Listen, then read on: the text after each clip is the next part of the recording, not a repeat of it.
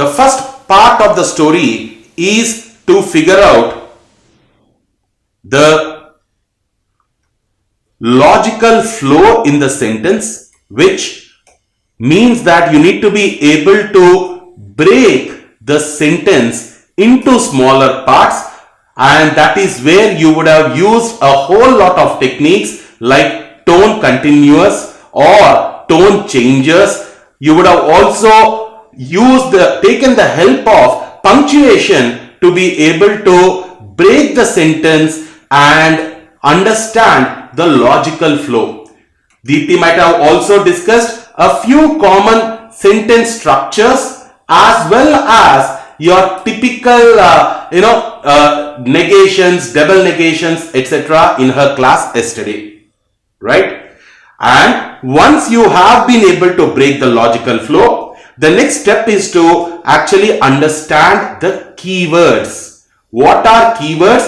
Keywords are the words which give a tone to the sentence, which actually tell you whether the what is the direction that the sentence is taking. So whenever I speak about fill in the blanks, you might think that I'm a bit old-fashioned chadastam, but my thought process has always been that these are questions that you cannot miss out in the exam. Particularly, you will see 2 to 3 one blank text completions and at least 4 sentence equivalence questions in your exam. Out of the 20 questions, whatever Deepti has done yesterday and whatever I am going to do today would have taken up a big chunk, almost around 30 to 40% of your entire verbal listening section. So this is an important topic, and for not just an important topic but an easy to score topic. If I have to compare on a scale of difficulty, the reading comprehension, critical reasoning, your paragraph based questions with your sentence based questions like text completions and sentence equivalences, I would any day say that your text completions and sentence equivalences are easier. So I cannot miss out on these questions. So when it becomes so important to solve these questions, I might as well approach them with a strategy. There is no point in trying to substitute each of the options into the sentence. That's what a lot of my students tend to do before they attend my class. I tell them, if you take an option and put it into the sentence, there is a very good chance that all the 6 options might sound grammatically correct, might sound sometimes even logically correct, but that might actually create a confusion in your mind. So how do we at Condira approach these fill in the blank questions? We try to break the sentence using logical connectors or analyze it using sentence structures. The same strategy that Deepti has employed for one blank fill in the blanks yesterday, I will be continuing even for sentence equivalence today. So that is the reason why I am spending little more than the 2 minutes that I said on the strategy part. Once I am done with breaking the sentence and understanding how the tone is going to change or is it going to continue, I then look for the words which give me the tone. These are what we call as keywords. So in every question that we are going to solve in our class today, I will be asking you, identify the logical connector, identify the sentence structure, identify the keyword. I will not be rushing to the options. Options for me is the last thing, right?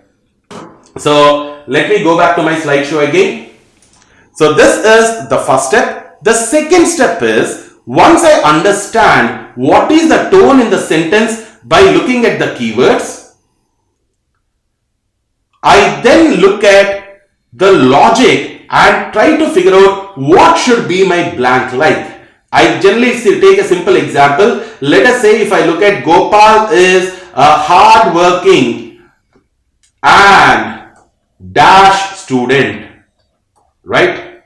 If this is the simple example that I can think of, the first thing that I do is I break this sentence into smaller parts using my logical connector, in this case which is an and. I see that this is actually a collection of 2 ideas. Gopal is a hard-working student and Gopal is also a dash student. I know that my logical connector and is a tone continuer. So whatever is the tone in the first part of the sentence also needs to go into the second part. What is the word that is giving me the tone here? This is my keyword. Hardworking is telling me something about Gopal. Gopal is the hero. There is no denying that part. But what about Gopal? Gopal is a hard-working student. So if that is the first part of the sentence, my second part of the sentence, the one which consists of the blank, should also be in sync with hard-working. Maybe I might use a word, something like successful, but I know 100% for sure, I cannot get a word like lazy or a failure because of the logical connector and.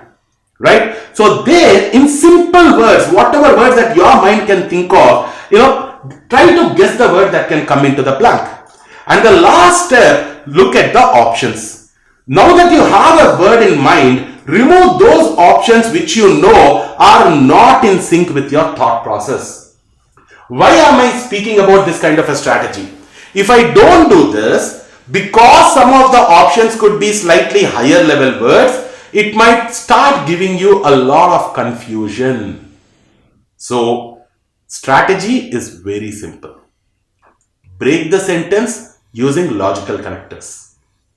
Understand how the tone or the logic is flowing in the sentence by this from the sentence structures and your tone continuous or tone changes. The second step, look at the words which give you the tone. Or in other words, the keywords.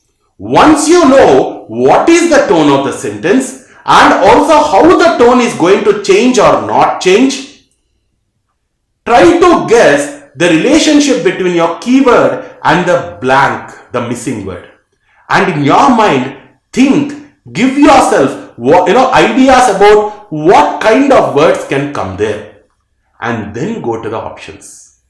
That way, you will not be trying to select the right answer. You will be trying to eliminate the wrong answers.